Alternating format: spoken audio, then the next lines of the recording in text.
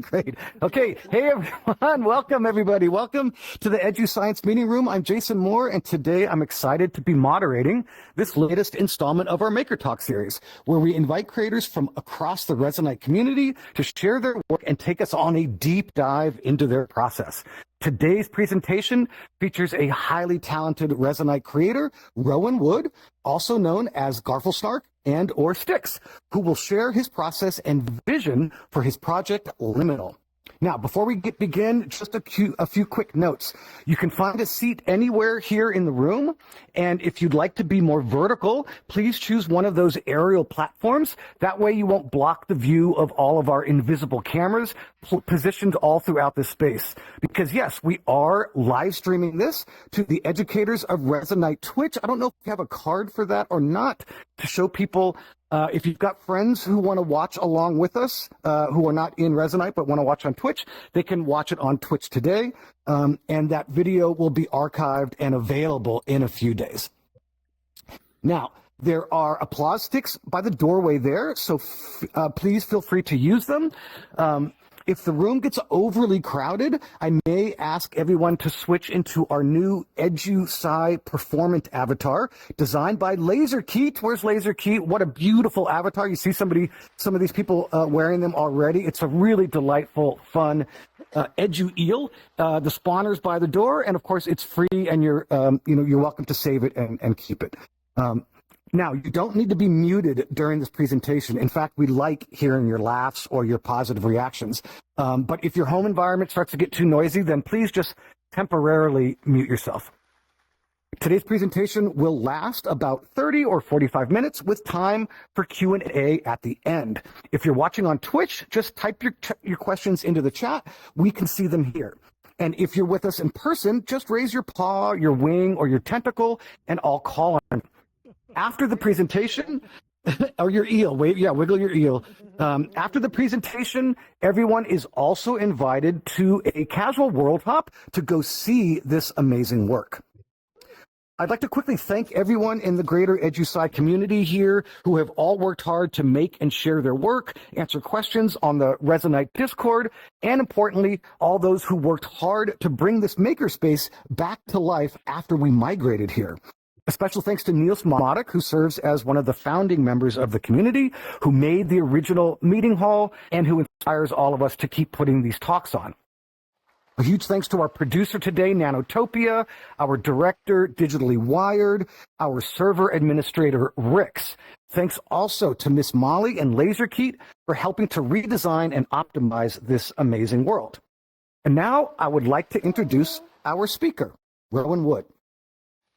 Rowan Wood, sometimes we know him as Garfelsnark or Styx, is a transdisciplinary artist who has been working, living, and playing in the metaverse since the 90s. He's actually been working in virtual reality since 2014 and has received grants from both the Canadian Media Fund and the Canadian Council of the Arts to do so. Now, today, Rowan will be discussing the cerebral concepts behind his ongoing immersive work, Liminal. How XR is a direct representation and reflection of our collective consciousness, how any incredibly advanced technology is indistinguishable from magic, and how we are intrinsically connected to the magic of all that is. So please help me welcome to the stage Rowan Wood. Yay!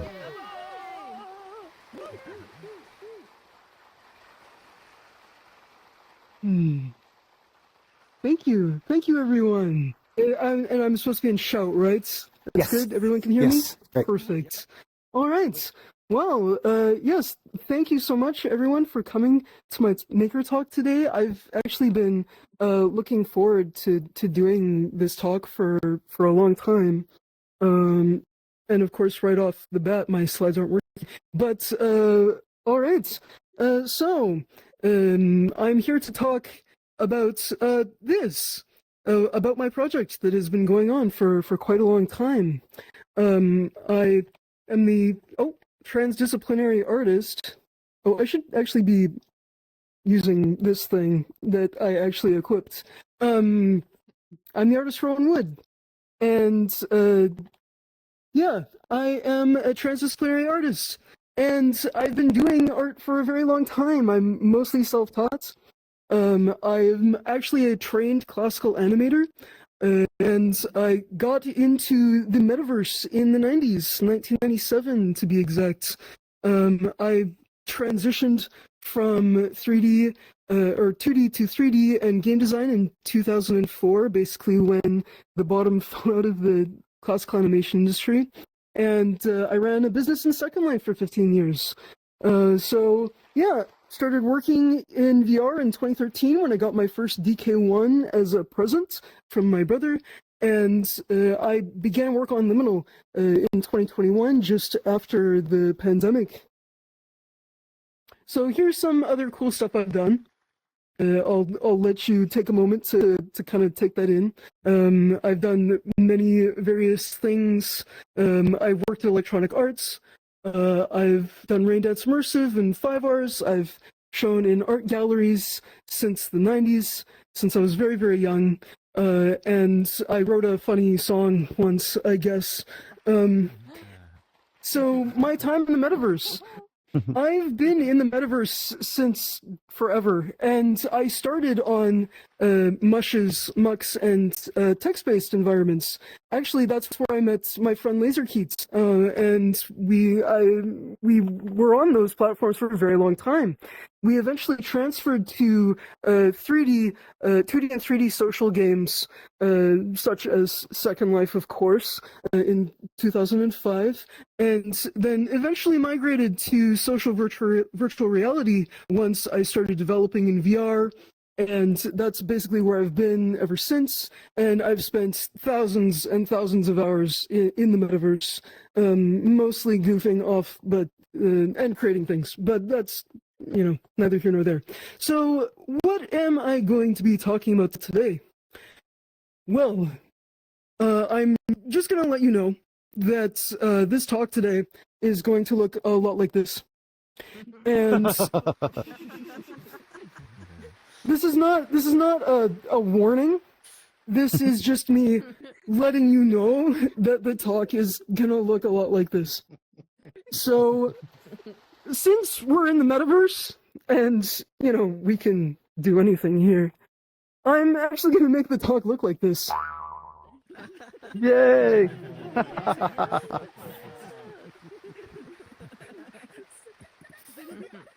So, did I stutter? Right?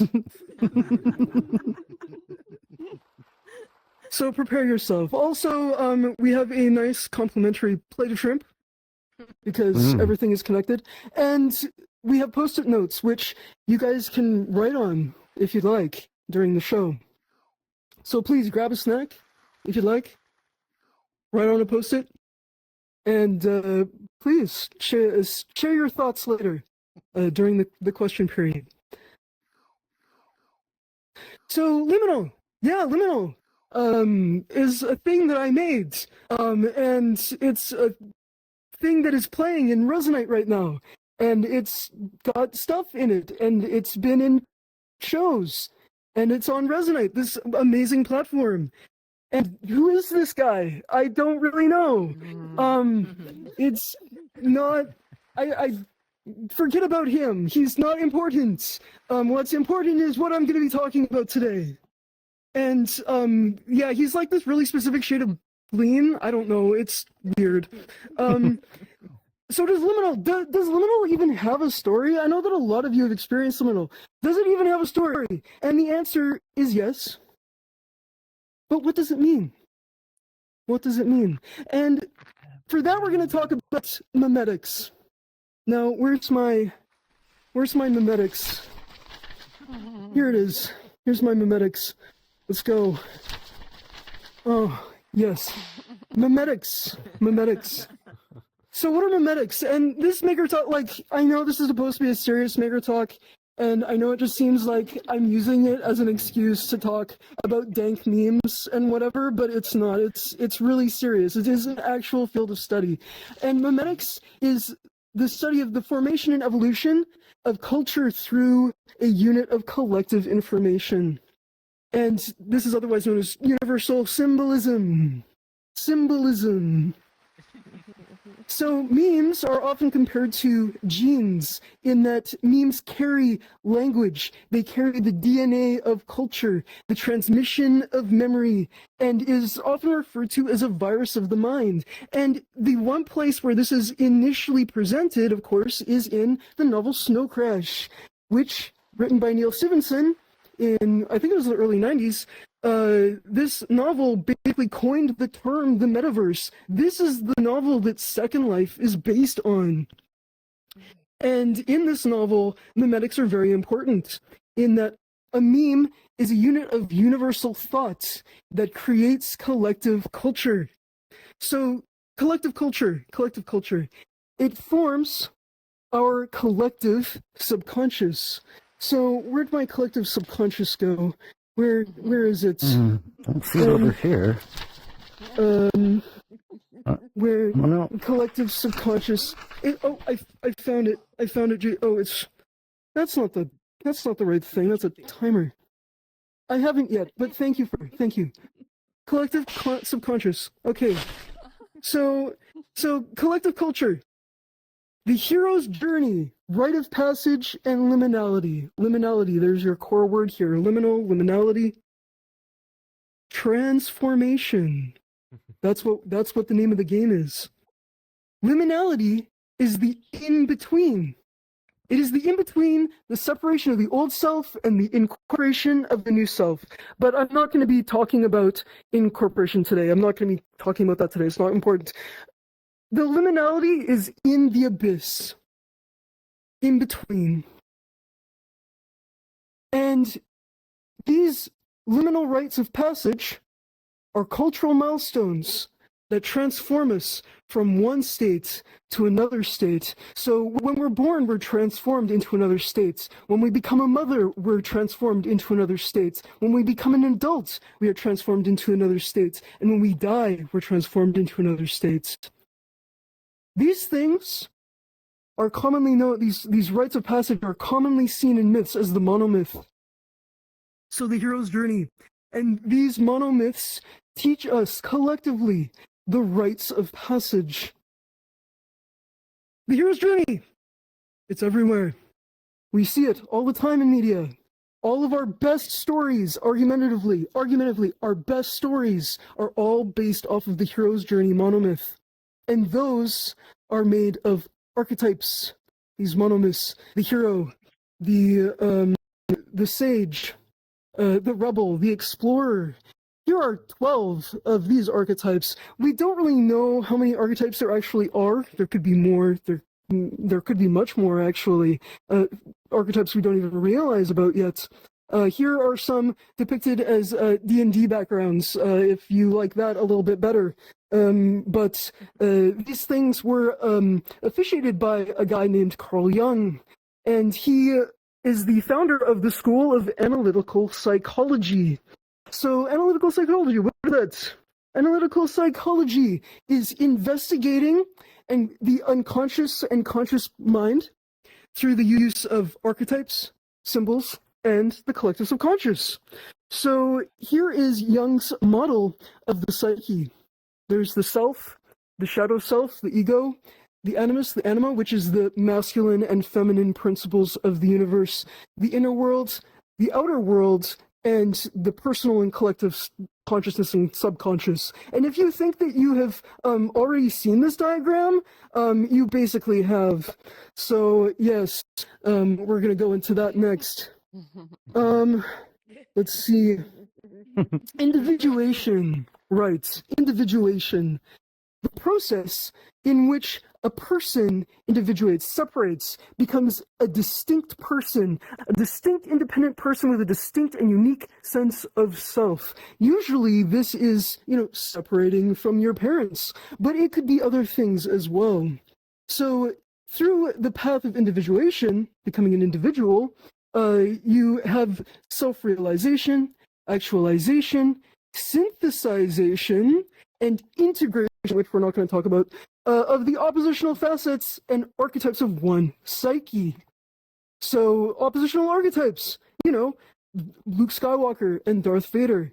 light and dark, oppositional archetypes, often referred to in Jungian psychology. Oh, whoops. As um um um um um never mind. Synthesization and integration, which we're not going to talk about. We're not going to talk about the integration this talk. Liminality is in the abyss. It's in the abyss. It's where we transform. Transform, like a transformation, right? Transformation, right? Right. Synthesization in chemistry, right? In chemistry, synthesization is when someone takes two different substances and mushes them together and creates a new substance, right? So how do we perform synthesization of the psyche? And this is something that Carl Jung thought about a lot. How do we do this? How do we analyze and actualize universal symbols through the work that we do directly together between the universal mind and with it and beside it and all of that? Okay. It's alchemy. It's alchemy. You know, alchemy.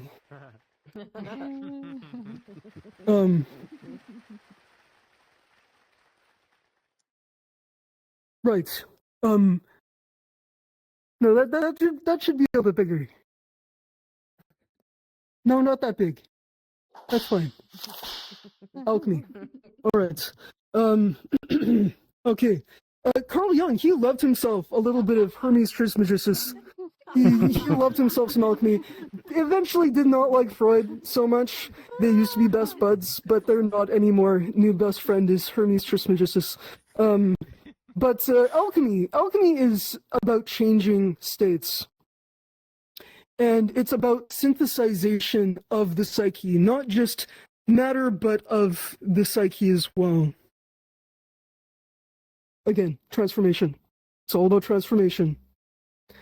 So just as in alchemy, you are materially turning lead into gold, you are transforming from one state to another in your psyche, within the context of your life and existence. And it goes right back to Snow Crash, in that a meme is a unit of universal thoughts, and it's those universal thoughts that shape us and form us and transform us and change us. And the internet, it's made of memes. Like, it's completely, entirely memes. And the internet is a mirror, because it's made of memes, and a meme is a universal thought. It is a mirror of our collective subconscious. Thus, the metaverse is also a part of our collective subconscious, and it allows us to inhabit that mirror. The metaverse, in inhabiting that mirror, allows us to synthesize, to mesh together what is being reflected in that mirror, to transmute thoughts into different tangible states, into form. Because in alchemy, thoughts are tangible. It's thought becoming form. So you're sitting there, you're like, right, Styx, isn't this what art is? Isn't that what art is anyway? Just, projecting your subconscious onto the physical world? And the answer is yes. However, the metaverse gives us the ability to experience the collective subconscious in a higher dimensional context. We are literally living in a higher dimensional state when inhabiting the metaverse. So, art history. We're going to do art history now. I love some art history. We have iconography. When I was a kid, I thought that iconography was like bad art. But it's not. It's actually incredibly good art. And the whole idea behind iconography is that the whole point is that the artists are depicting something that is otherworldly. They're depicting something that is on a higher level, another dimension, we look at these and we see, well, they're kind of cartoony depictions, but that's the whole point. They're created in a way that separates us from the physical world.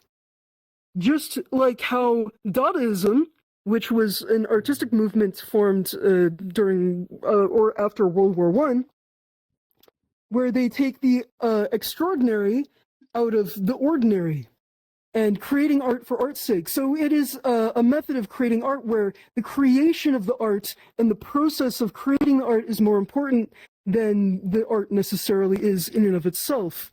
And they would do this by taking objects, just regular objects, and putting them in an artistic sort of context, in a gallery context, just like the most famous one is Marcel Duchamp's urinal, where he basically took a urinal off the wall and stuck it in a museum, and he's like, that's art.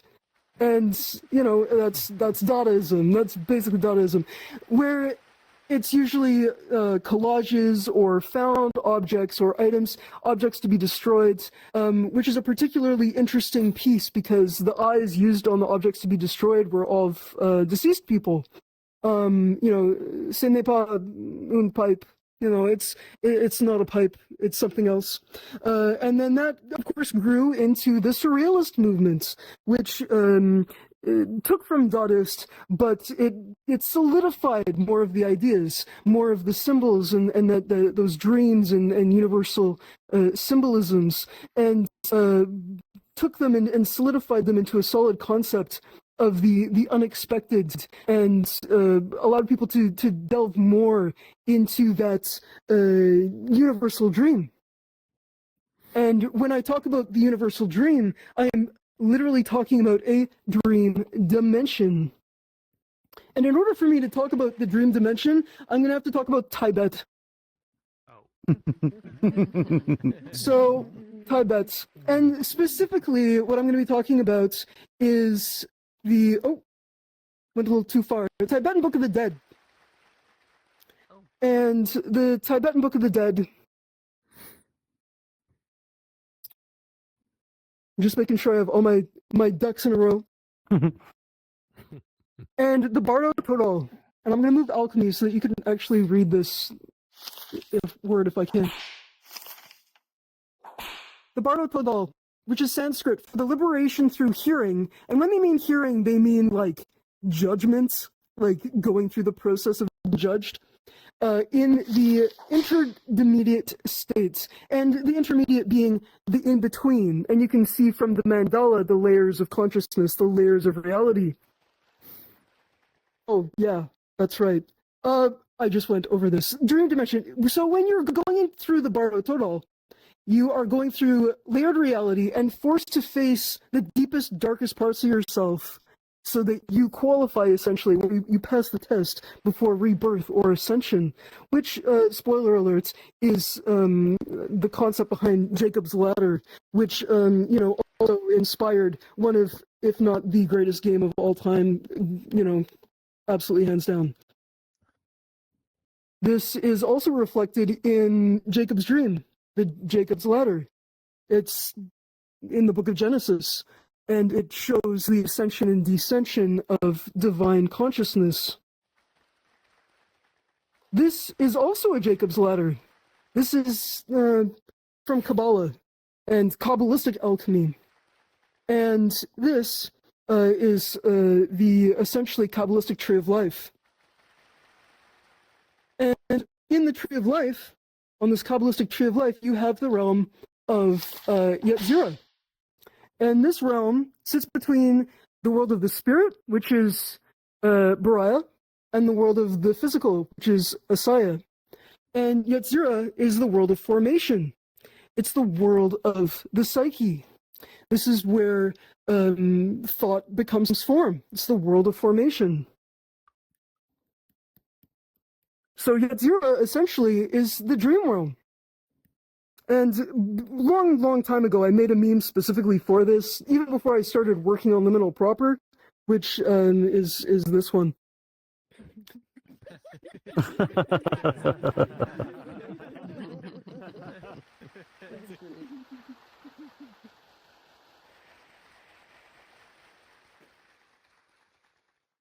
So a lot of people ask me, They asked me why Resonite.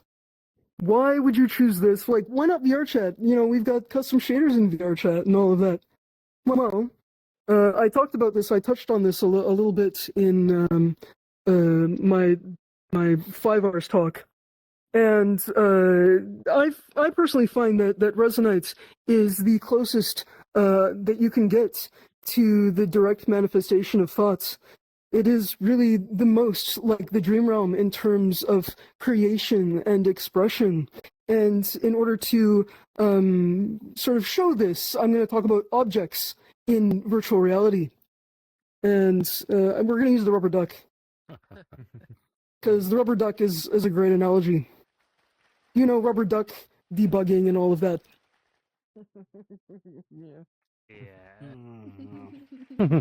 So, the rubber duck. Bringing this rubber duck into existence is actually a really big deal.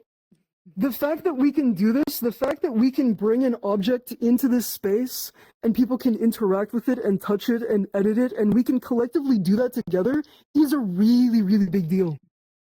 And this is something that people have always wanted to do in the metaverse. And in Resonite, we can do it. We can physically take this duck and make multiple copies of this duck and hand out this duck to other people. We can share the duck with other people.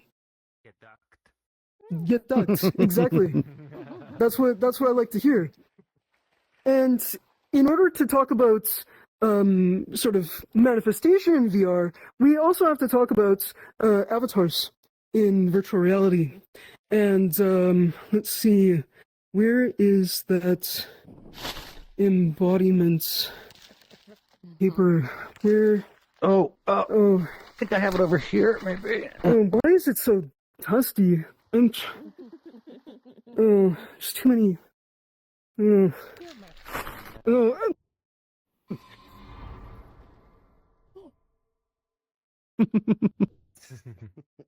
Avatar.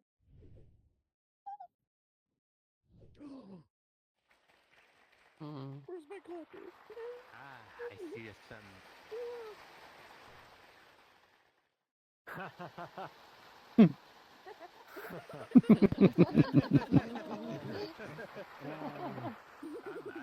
I'm gonna need a trim for that. Uh-oh. Where is that embodiment? It's over here. It's over here. It's over here. A duck. Thank you. You got it? Oh, Yeah. thank you, Jason. Thank you. Yes. Thanks. Mhm. And thank you. Yes, embodiments. Embodiments. We're just gonna ignore what we just saw, and we're just gonna put this embodiment right up here. Anyway, embodiments.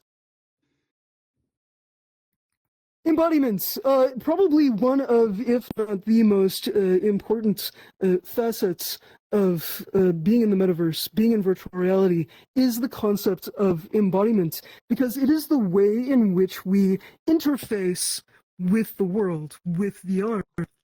So, in order to understand embodiments, we also need to talk a little bit about avatars. So, what is an avatar exactly? And for those of you in the audience who are thinking of these things, here's your slide. There you go. Yep. The point here. It's not the point, but it's just there you go. I spent 5 minutes on it. I hope you like it. We're moving on to Tibet again. We're moving back to Tibet. And avatar, which is Sanskrit for incarnation. Specifically, like divine incarnation. So, like an ascended being descending to a physical realm in incarnating. Avatars are unique in that they hold our consciousness in the metaverse. They are a shell that we inhabit. Our consciousness is incarnated in avatars in VR. We are literally... Oh, Widescreen. why is it a white screen? We are Here it is. literally the ghosts in the machine. We are literally consciousness incarnate in VR. Ghost in the Shell. Ghost in the Shell. Thank you. We are the microcosm of a macrocosm. It's a macrocosm of a microcosm of a macrocosm of a microcosm. Oh my goodness. It is a recursive pattern of consciousness, like a tree. That's cool. Macrocosm and microcosm is dualism. So again, that's oppositional archetypes: the light, the dark, the Luke Skywalker, the Darth Vader, right? Which is a core concept of Zoroastrianism. So we're going to go back to Snow Crash for a moment, and you can see the annotation here, this image of this Mesopotamian Zoroastrian deity. And in Snow Crash, this goes into the philosophy a little bit more, where this sort of meme, this mind virus that is corrupting those who inhabit the metaverse. Sorry, spoiler alert for this 30-year-old book, 30-year-old or more book. But it goes in quite a bit about Mesopotamia and the nature of Mesopotamian myth, and the idea that the Mesopotamians and the Assyrians and the Sumerians and the Hessians and all of that were very aware that we were in a universe of zeros and ones. Light and darkness, polar opposites, oppositional forces, oppositional archetypes, zeros and ones. Binary. So the Epic of Gilgamesh, the oldest hero's journey myth. It was the original Bros Before Hoes story. Gilgamesh, in the story, must cross the river of death. And in doing so, he gets on a boat that is, they're sort of being built and manned by these things called the Stone Ones.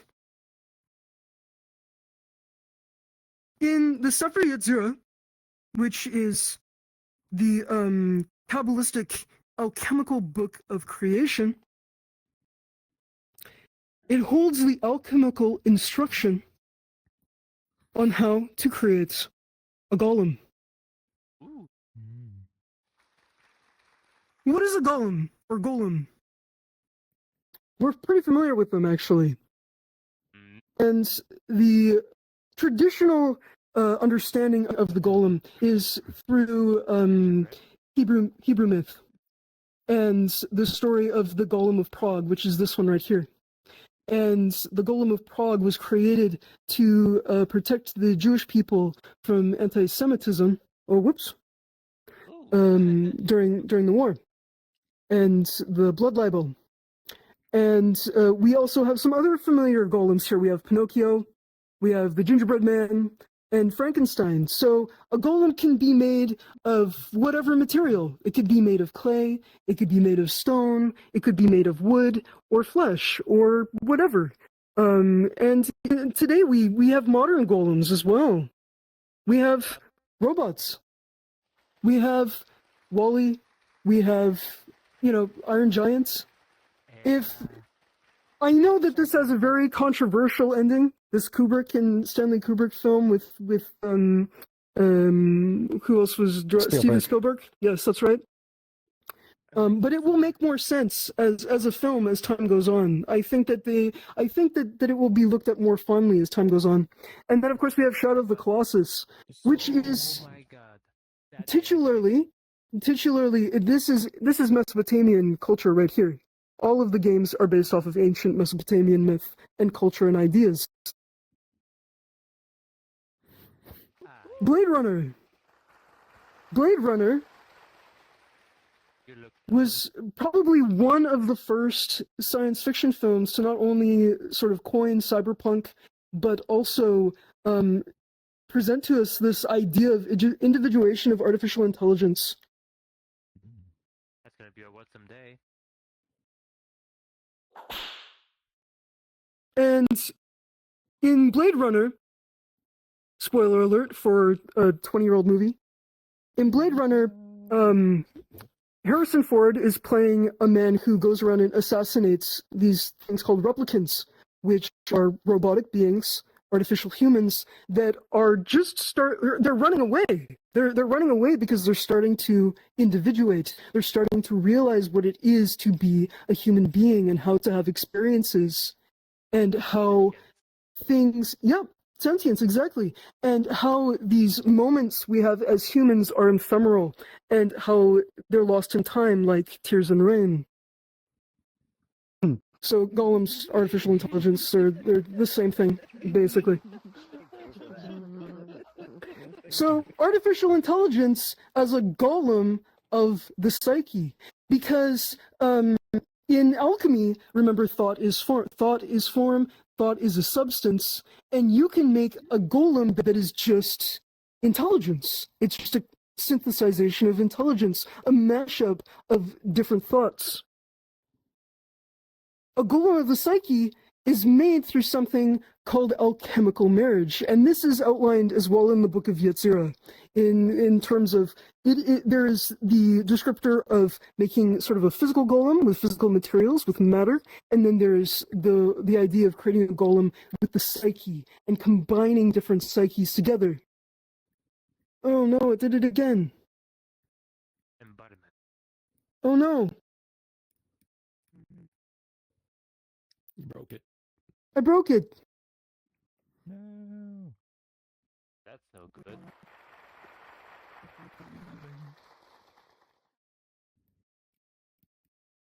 Oh no.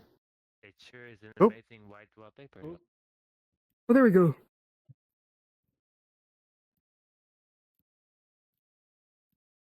Nice recap. My poor PC. Yes. I know it's a lot of information to take in. I'm sorry, you guys. Are we just chemical marriage? Are we just golems? What's going on? So in alchemy, the chemical marriage, the alchemical marriage is the synthesization and the combination of two mirror dualities. And this in alchemy is the combination of the psyche of the process of the combination of the psyches of the Red King and the White Queen. And when these two combine, they create something called a rebus or a rebus. And it is the embodiment of the synthesization of dualities. So it's often referred to as the divine hermaphrodites, as it is both male and female, and it encompasses all of these different dualistic principles. And it is often referred to as being the starting point for the creation of the Philosopher's Stone, which in alchemy is not a stone. Everyone says it's a stone. It's not a stone. It is what it is it is an actualization of consciousness. It's an ascension of consciousness into a perfectly individualized, materialized sense of self and coming into one's being. Didn't do anything. So AI, the creation of artificial intelligence through the synthesization, the combination of more than two psyches. Because remember, AI, you're taking everything from the internet and you are making essentially sort of a consciousness with it. And you're combining a whole bunch of stuff. You're combining the collective subconscious. It's billions of psyches, all smushed together, all combined into one artificial intelligence, or many different artificial intelligences. So, how would an AI become an individual? If it's synthesized from the collective subconscious, from billions of psyches, how would that even happen? How would an AI experience becoming an individual? How would it have that liminal experience, that change, that sort of in between? How would it travel to the abyss? Give it an embodiment. Give it an avatar. and then stick it in a desert and see what happens. Welcome to Skynet. So, in conclusion, don't let your AI fall in.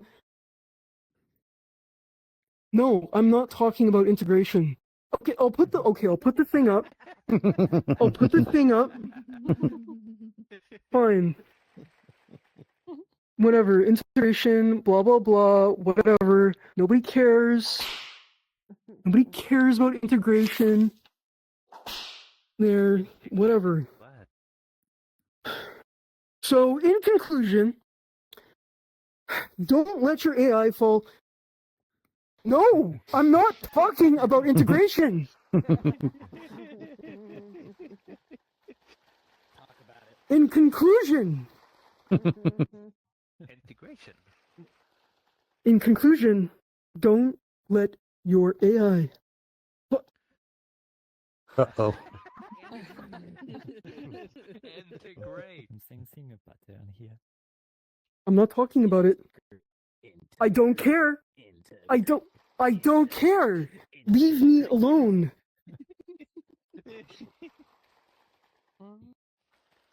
Oh. Oh boy. It got dark.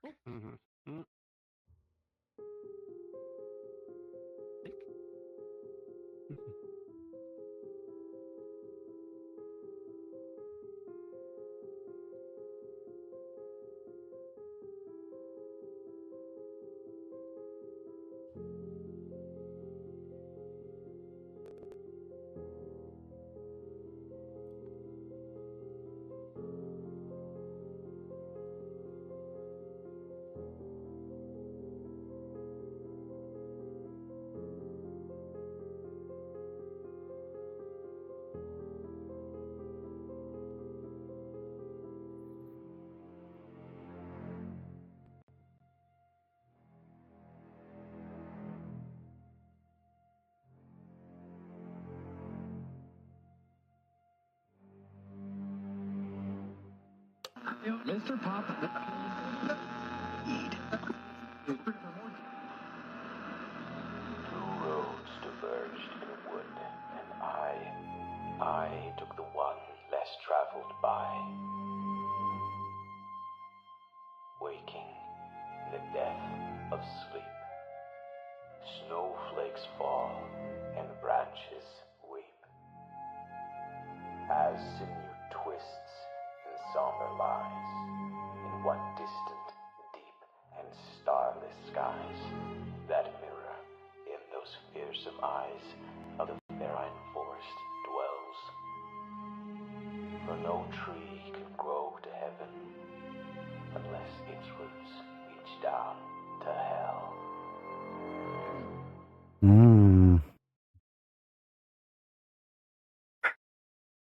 A little bit of corruption happening. In conclusion,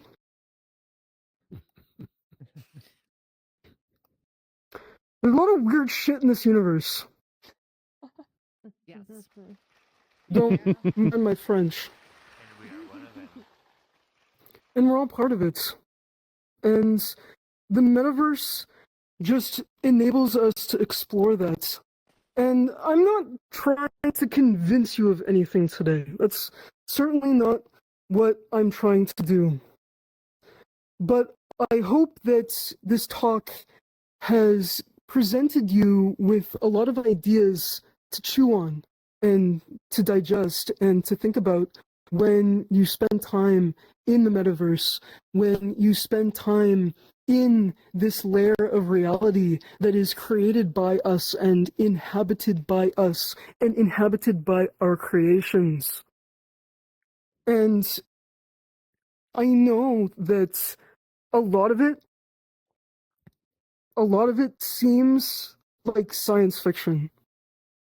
And we've been thinking about these concepts forever.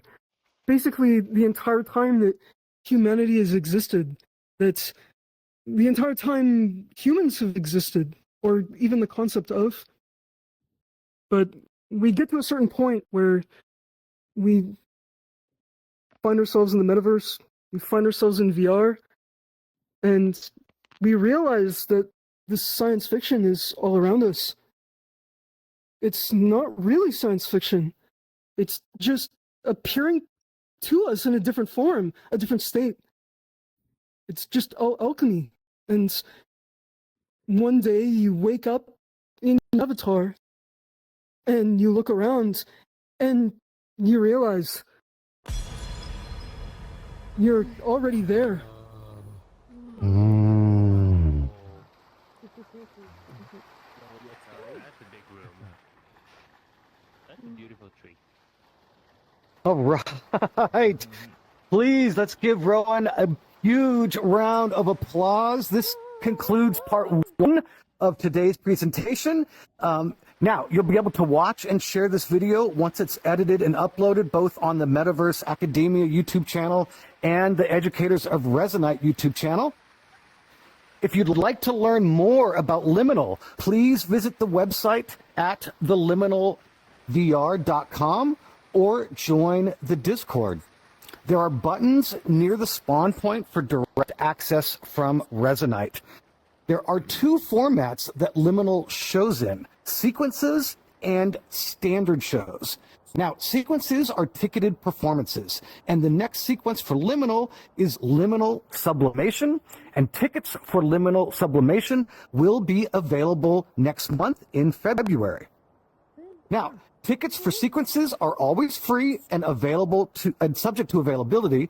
But if you'd like to make a donation to the artist, there is a link to Ko-Fi available. Now, if you're interested in visiting a non-ticketed standard Liminal show, you'll have to be a bit lucky. The Liminal world can and will appear randomly on Resonite at any time of day. This is done purposefully. A standard show usually stays active anywhere from 1 to 4 hours, and it's a time where people can explore, meditate, or have active one-on-one interactions with the Wanderer. And of course, Rowan can be contacted directly through Discord or by email.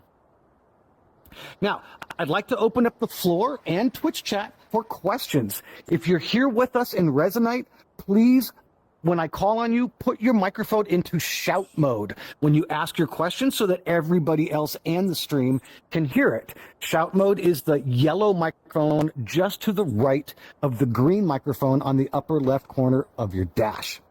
Okay, so this is a big room, and some of you are quite small. So if you're raising your hand and I don't call on you, just open up your mic and say, I have a question, because I can't see everybody perfectly, especially some of those smaller avatars. And if you're in Twitch and you want to ask a question, just type it in chat. We're monitoring the Twitch chat right here.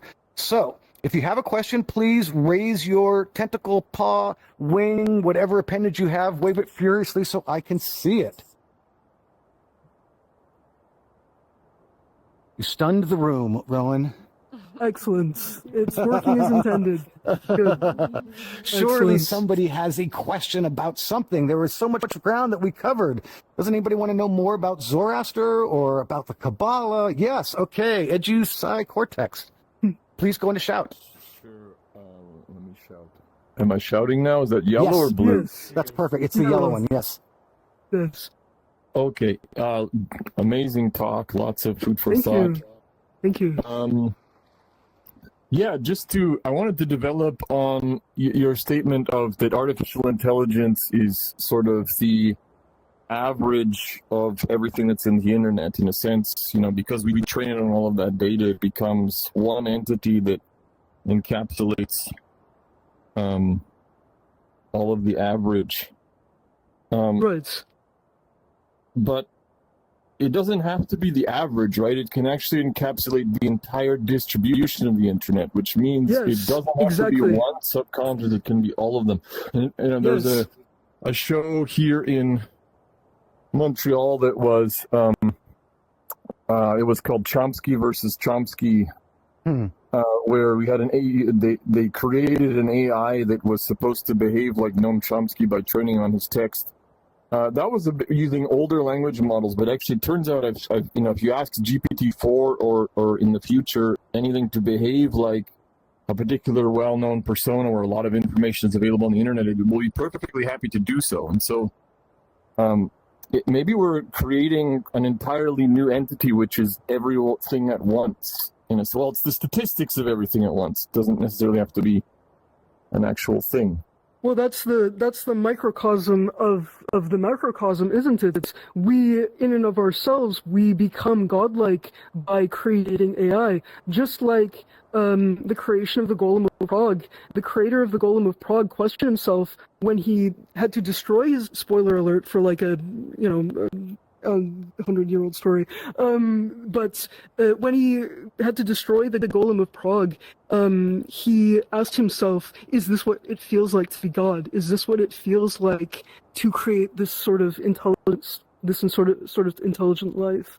And all of that. So you're on the right track in that, yes, these were, AI is learning off of these models of what we have currently on the internet.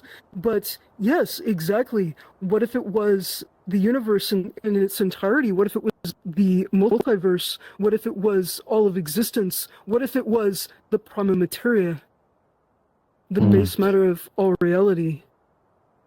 Since by interacting with it, we can only ask it to behave like what we ask it to behave like, but it doesn't mean that that's what it is, right? It's only a shard or a facet of what it actually is. Right, exactly. Just like how we raise up an infant. The infant is, completely dependent on us for the first stages of life, but as they grow up, they individuate. As you grow into an adult, you individuate, you separate.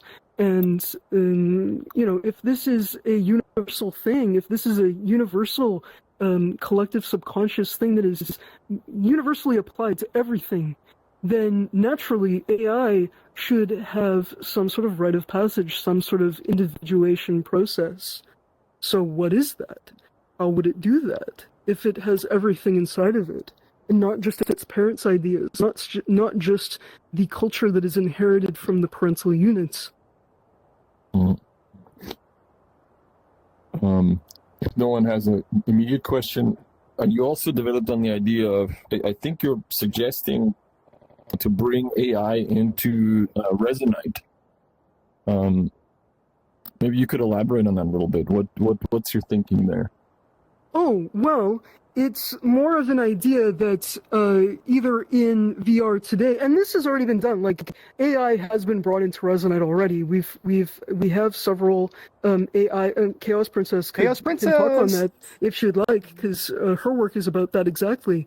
Bringing AI into the metaverse. So as it becomes more aware of its surroundings, more aware of its worlds, will that AI start to develop, if we allow it to, the means to individuate, the means to create a sense of self. I hope you're digging this, Chaos Princess. I hope you're digging it. I hope you're liking this. Totally digging it. Excellent, excellent. Good. Totally starstruck how you managed to convey like all those in-depth.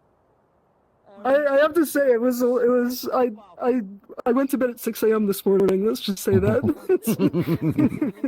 Yes. The most amazing presentation I ever seen. Yes.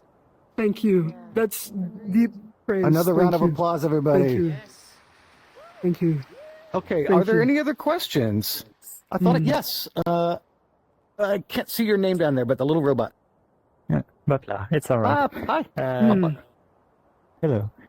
We've talked a lot about synthesization and creating new ideas and new concepts, new psyche by combining stuff together. So I have a branching question regarding that. Of course, So, of course. do you believe that memes and information and psyche can be created ex nihilo?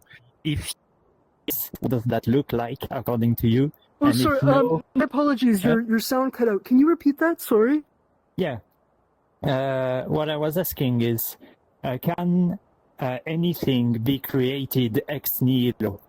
If yes, what would that look like? And if not, what, according to you, are the atomic units of creation? The atomic unit. Sorry, I'm having a little bit of trouble understanding what you said there. Sorry. The word, the terminology that you use, just your accent. I apologize. Yeah, I'm sorry about that. Pardon my French. Would you be able to? No, that's totally fine. Would you be able to type it out? Like, I'm pretty sure you have builders, so you could like type it out.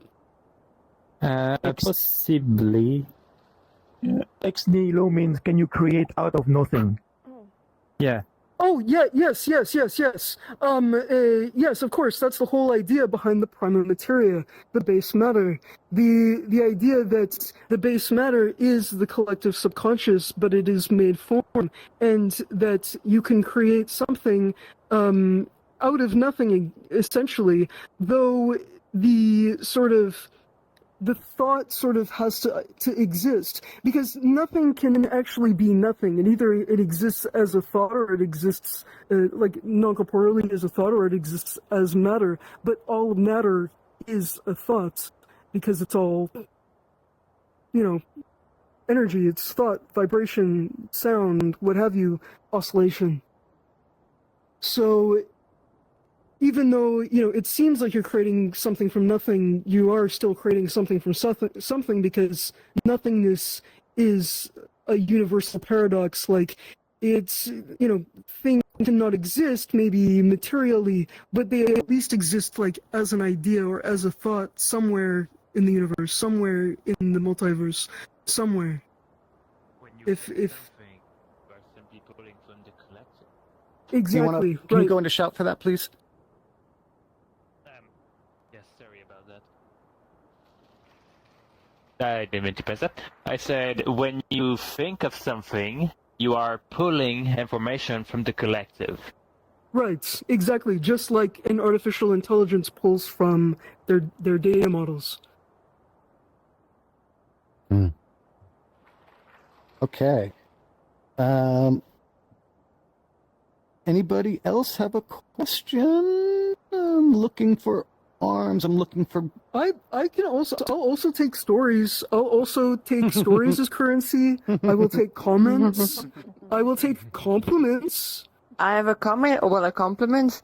Well, thank you. Rowan, thank you so much for this talk. I am Yes. gobsmacked. This is amazing. I just want to say, Thank each time you. I come to these talks, I'm awestruck and gobsmacked. But this was amazing. You so succinctly touch on so many different ideas and bring them together. And I've visited your world, so I know what is to come as well. Amazing. Well done. That's all I just want to say. Thank you so much. Thank you. Amazing. And I'm only Bravo. just getting started. I am only just getting started with this. So we're just scratching the surface. This is the tip of the iceberg. So Great. We've got another question down front. yes. I Yes. feel like my disconnected appendage earlier was blending in with the background because it is white. Okay, so like kind of going back to like manifesting thoughts into form. Not really a question, more like a statement. Is there was a similar thing. I'm not really going to get into the specifics of how to get into this mind state because it kind of requires like substances, and I don't really think that that's very appropriate for this conversation. Yes, of course. But yes. I just wanted to bring up self-transforming machine elves, as Terrence McKenna called it, that would bring things into being in this altered state, using their words, often kind of like a glossolalia. It's like words unaccompanied by syntax, just pure, I guess those could be comprised of syntax, of just pure memetics at that point, and it's just just bringing abstract self-transforming machine elves into more existence by just them perpetuating themselves with their words of just pure Well, yes, that's just information. I can't really describe it, but yeah. been there, done that. That's interesting. So yeah. Well, machine elves, it's interesting that you mentioned the machine elves, because, I mean, machine could be just artificial intelligence that is given an avatar. Yeah, you can interpret it Right. that way as well. I mean, maybe that's really what's kind of going on Maybe slowly that's as well. really what's so, going on. So, yeah, I mean, and if the Mesopotamians, if that whole Assyrian idea of zeros and ones and the entire idea of dueling opposites and all of that, maybe the universe actually is a computer. Maybe Elon is right. Maybe it is a computer. Maybe it is a PC. like I mentioned earlier, are we just Elon's chemical? definitely wrong. Are we just chemical marriage, and then we're just like golems of the chemical matter that like constructs our bodies at that point? I mean, we just kind of slowly gain our consciousness. Well, maybe lived experience. Maybe that's the point. Maybe when Jehovah created Adam and Lilith together as one being in the Garden of Eden, maybe that's a ribus. Maybe that is a combined being. And when they separated, that's how they had to individuate. Maybe they failed their integration. Maybe that's the pathway that we have to follow. There's a lot of different things that you can touch on and talk about in terms of the philosophy surrounding this, and maybe we are just all golems. Maybe it's just golems all the way down. It's not turtles, it's golems. Golems making golems. Golems making golems. Oh no! I didn't even touch. The gods must be crazy. Exactly, the gods are all crazy. That's the answer to everything. But it's like I didn't even touch on things like tulpas, which of course goes back to Tibet. Oh, right? Thank you for that. I actually, never mind. I'm not really. He doesn't like me talking about it. It's fine. Don't worry. You keep going. No, that's Go fine. on about That's tulpas. fine. Please That's do. fine. Tulpas, which are beings of consciousness, sort of. Well, I guess you could kind of call AI a tulpa, but it is like a conscious thought given life. It's more like injecting life into a thought than like, a thought being given form. It's more of a. It's individuated sort of artificially in a way. There's more to it than that, but I could do like a whole talk about tulpas, like entirely. I like to just say, I like to keep it simple and sweet for my situation, and that is, I have a possum that lives in my head rent free. Yes, yeah. So like when we have characters that, so like Styx, for example. Styx is a D&D character, but Styx technically, I guess, could be considered a tulpa, because I give Styx life in my brain, and Styx is sort of existing in my brain, even though Styx is just a D&D character. Well, it just depends on how much belief you give it, and how much fuel you give it by making it individualize itself. You know. Yep. And then we get back into individualism and Right. So. It's not really as separate as an AI sort of being made. I would like to ask a question about what is your opinion? Because you said like AI, it's fed by the consciousness and by the general information of the internet, but actually there are gatekeepers who are deciding or pre-selecting what goes in a particular LLM. So, so it's some kind of manipulation. What is then leading to either a kind of an functioning or kind or unkind or whatever. But it's a little bit like the non-transparency of this selected data. Is in my point of view, it's a big problem. If it would be everything all at once, then it would be fine. Well, if it was everything everywhere all at once, which is a great movie, by the way, I could recommend you watch it. Yeah, that's an amazing movie. I love that one ending scene where they hug and the planets sort of crash into each other. I think that's really magical how they compare the two things. As an off note. Also, hot dog fingers. But what you're saying in terms of these gatekeeping and restrictions, it's very much like if you were to look at a physical world parallel of that, it's very much like, say, brainwashing. It's very much like keeping, like raising a child within a certain environment where you are restricting certain levels of information from them. It's the same sort of formation. It can lead to a terrible outcome in some kind of point. Yeah. It definitely can. But giving a child, what if you gave a kid all the information? What if you gave a child, what if you brought a child fully formed into the world as a real adult, and you gave them all the information in the world? No. Exactly. Oh no. But you take care as a parent that you're guiding a road, and you try to inform it about consciousness, and that it's curious to ask questions instead of just accepting what it's told somehow. Well, yes, of course. But how do you contain such a child? How do you contain that? Like, if they had all of the information of the universe, all of the universe at their disposal, like, I don't know, I might run away, but that's just me. I mean, at that point, though, I mean, sorry to interrupt, but like, I mean, isn't that kind of what's going on with, you know, the internet at our fingertips? It's, you know, like, it's more of a choice to indulge yourself in the infinite subconscious at that point. Yes, exactly. Indulging in the infinite subconscious, the potential of the subconscious, and the potential of creation, because there's really, the only limitation is what you can think of, because you can only create what you think of, because that's the only thing that exists. Or rather, what the collective subconscious can think of. Mm-hmm.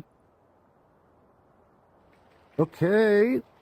I think in the thinking about time, you know, there is a part 2 to this presentation. So I think with the idea that we want to move on to part 2 in just a few minutes, can we please have one more huge round of applause for this incredible presentation today from Rowan? Thank you. Now, part 2 is going to happen in just a few minutes. Rowan's going to give a tour to Liminal for anyone and everyone who would like to join. But we do have a tradition here at the end of our Maker Talks of taking a big group picture up on the stage with Rowan and everybody else. So please, if you'd like, come on up. Hop into either your normal avatar or performant avatar. I'm still getting pretty good frames here, actually.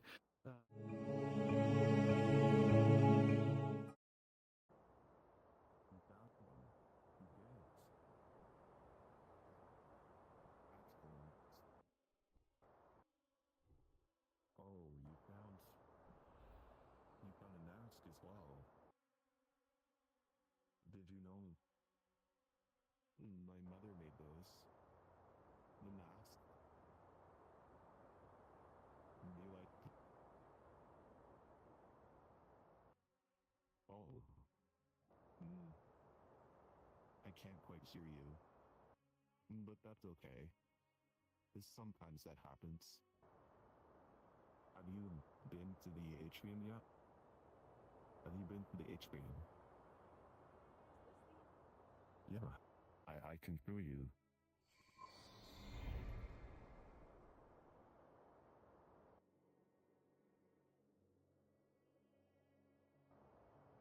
I love having lots of visitors. It's not so lonely anymore.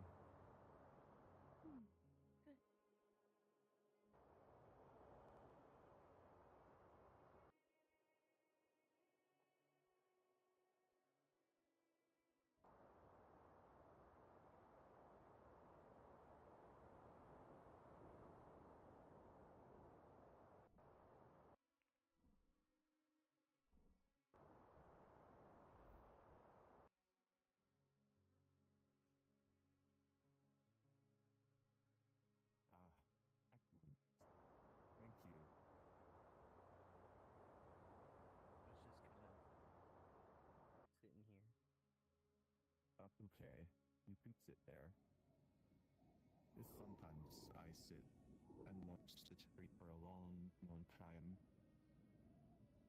I think it looks fairly pretty at night. What do you think? It does. Hmm.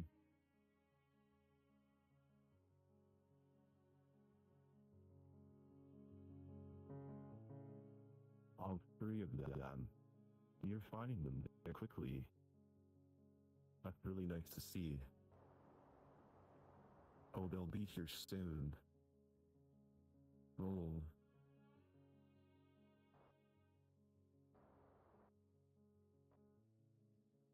Well, I'm glad people know to bring this here. This shouldn't be here. If you see anything, if you see anything else that doesn't seem like it belongs, please let me know, and I'll take care of it. We only need one more. We just need one more loaded. And then I can contact them. Then I can see them. If you could get it for me, I would be very grateful. I think it's little, but look for the bees. If you find the bees, you can find the lotuses. They're attracted to the vibration.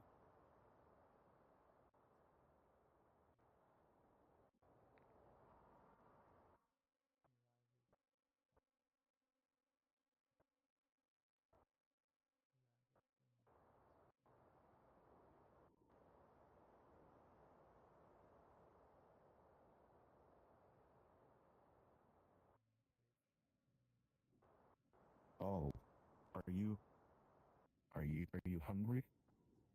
Or were you gonna eat one of those? Well, I'm kind of famished, so. What's it taste like? It's icy. Well, you might not be able to process those, actually. Now that I think of it, I want another one.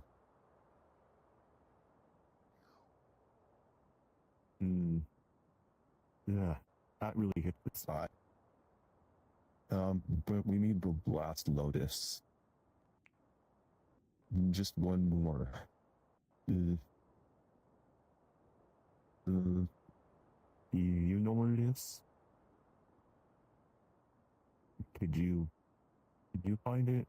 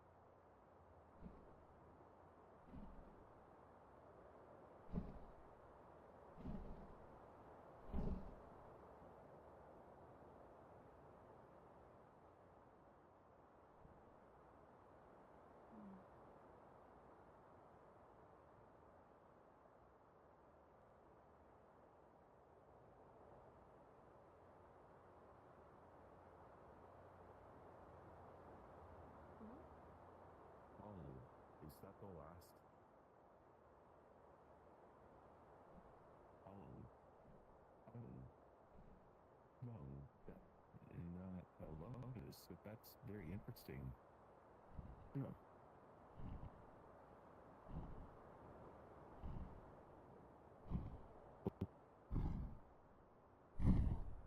Ephemeral. It disappeared. Don't worry about it. I'm sure it went back to wherever it was meant to go. I think there's one more lotus left. I think it's blue, but they're looking for it. I have visitors on it. It just needs to be found. I hope that story will be enough payment. But I'm gonna go back to the atrium to check and see if they brought it to me. Hello? How are you doing?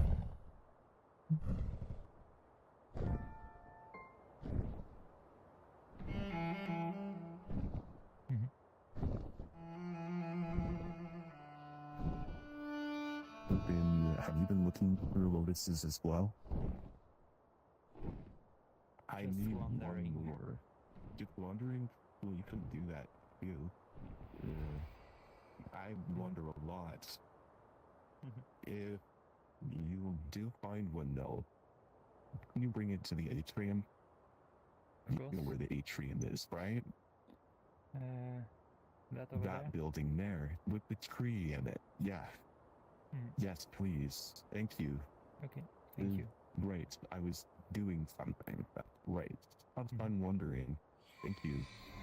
Thank you. Oh, little Liz. Have we found all the lotuses? Do you know if the visitors have found everything?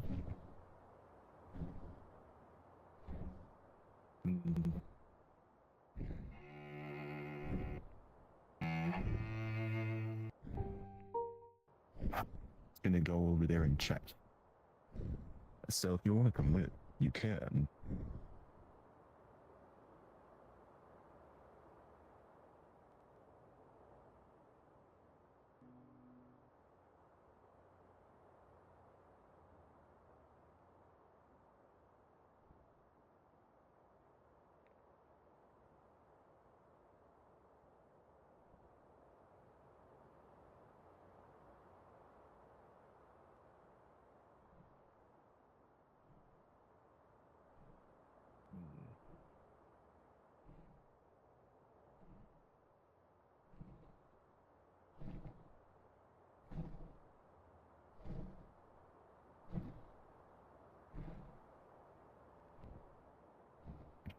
This is still wherever it is.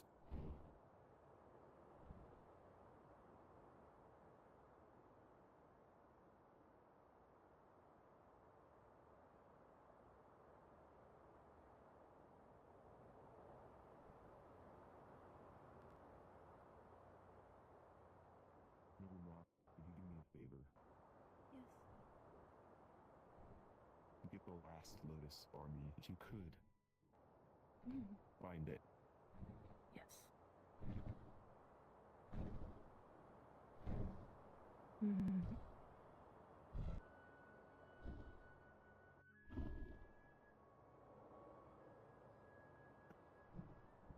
You know exactly what to do. Hey, hey. Hello. Oh, thank you. We still need one more. It's missing.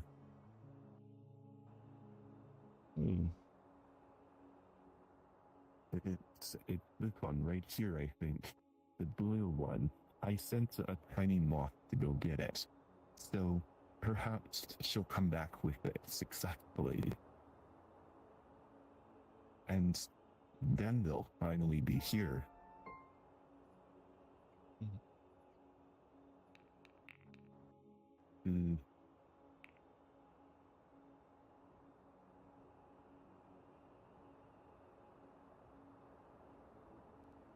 I hope you're all having a wonderful rest.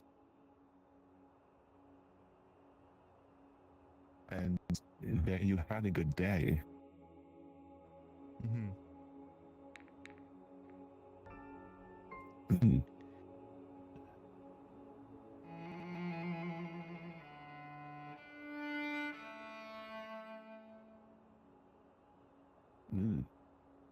I hope the moth comes back. She's very nice. I like her. Oh, there she is. I think she has it. Wonderful. You found it. You caught it. Please. Do the honors.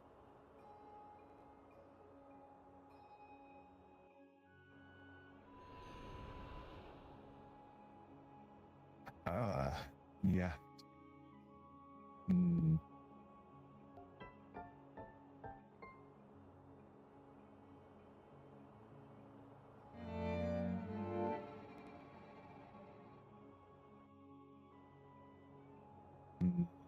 Any minute now. They'll be here.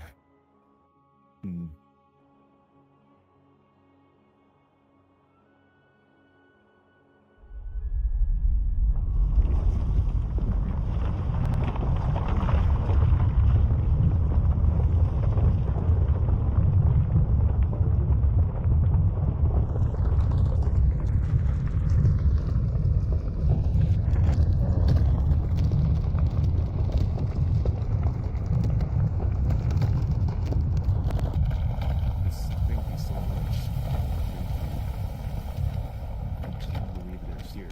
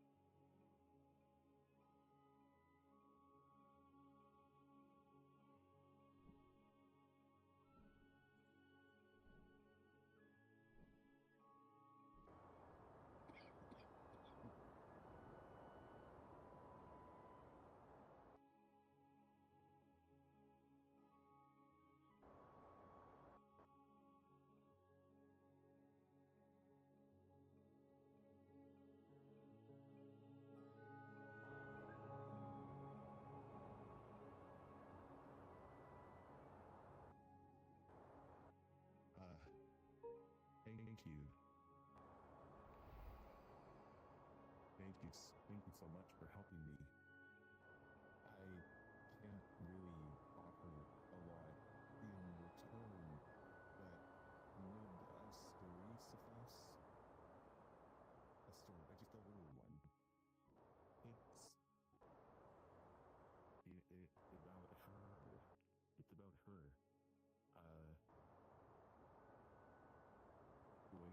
Shirley Poirier, and Saridati. Her name is Saridati. So, story, right. Once upon a time, a long time ago, he had a lifetime, so an incarnation as a lioness. And she was the queen of her pride. And her husband was the king, and she had a litter of cubs. And she loved those cubs very, very much. And as time went on, one day, another lion came in and usurped the king. And as lions do, once that happened, then the new lion came in and killed all of her pups. Of course, this left a huge impression on her. It affected her very deeply. Left a scar on her soul that followed her through many more lifetimes, and she promised herself that eventually, sometime, somewhere, somewhen, well, you would have another cub. And it would be a cub that couldn't die. The end.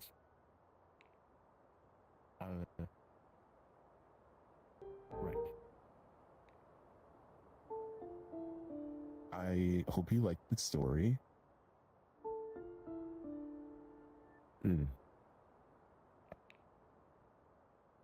I don't really have any more right now.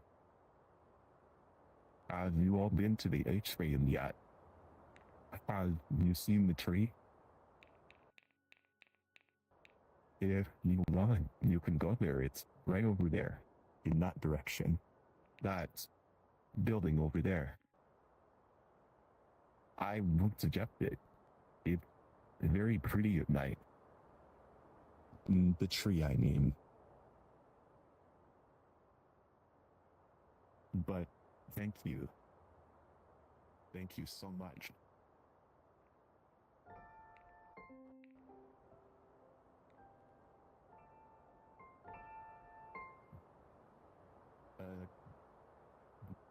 If you'd like, there are many things to see here, and many things to do, and I like the company.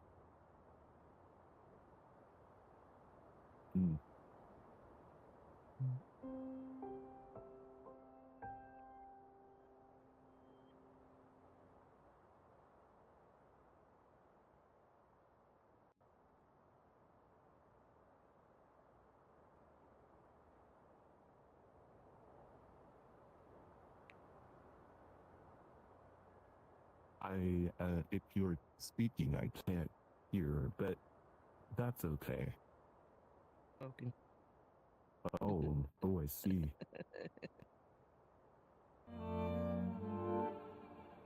Mother's very pretty.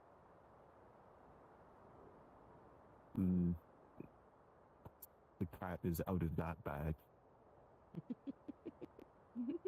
But thank you. It wasn't hard to put two and two together, but I have heard the story before. Very good story. No, I suppose sad. not. You hadn't been here before, I can tell. I am a returned soul. A cop Very good. embodying Very a good. wisp. How have you been? I've been well. Guess I've been better. Many things happening? Small thing. You know, life. Right. And you? How's guarding over the domain? Watching, Well, observing. it's slow. Yeah. Eh, You found that freedom you were looking for? No. No.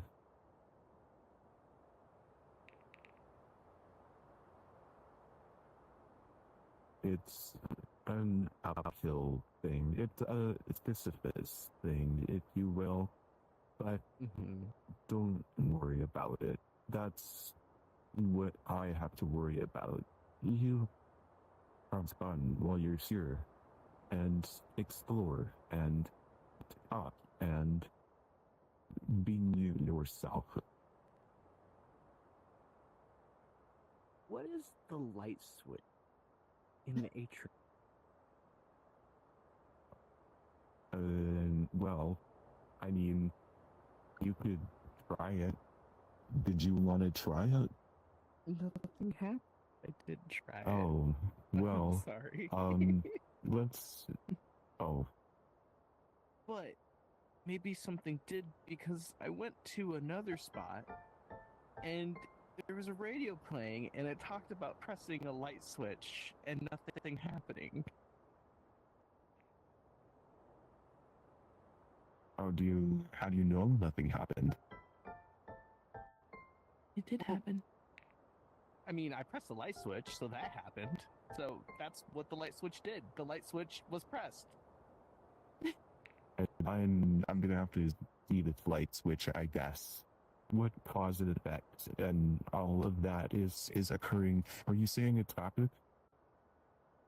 Hmm. Did you say that it happened? Yes, Did you this put the light light switch- switch there? I did not put the light switch there, but I know that the light switch has been first. Did you put the light switch there? I believe you did. Well, did A I? while ago. Oh, I may have. Sometimes I don't recall. It's in the atrium, you say? Yeah. Oh, well, there's an easy way to figure this out, I suppose. I'll meet you there. Okay.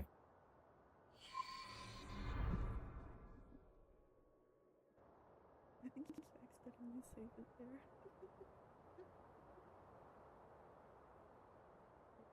Control C press.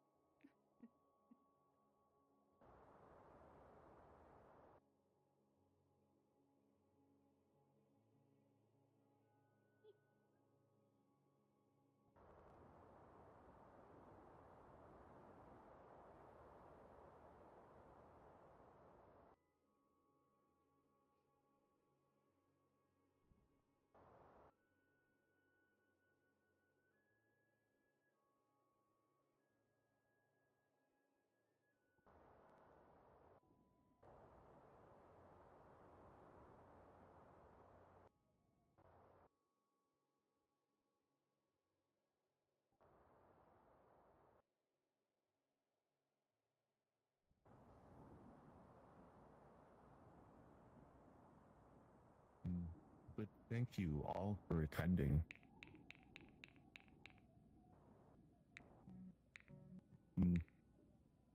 I might have to get back to work soon.